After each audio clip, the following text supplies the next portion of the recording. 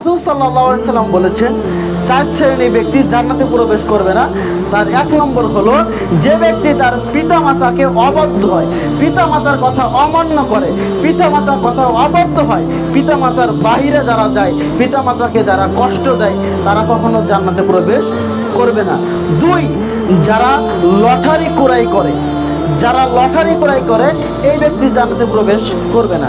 তিন, যারা মানুষকে খোঁটা দান করে, যারা মানুষকে খোঁটা দেয়, যে একজনকে আপনি উপকার করলেন, কোনো একদিন তার কাছে যে বললেন যে ভাই আমাকে 5,000 টাকা দান করেন, যখন সে আপনাকে টাকা দান করলো, এই ধার দিল না, তখন আপনি বললেন যে অমুক সময় তোকে আমি এত বড় বিপদ থেকে বাঁচিয়েছিলাম, আমাকে এখনো সামান্য করে টাকা ধার দিলি না। এই যে আপনি খোঁটা দিলেন, এই খোঁটা দেওয়ার কারণে কিয়ামতের দিন আপনি জান্নাতে প্রবেশ করতে পারবেন না।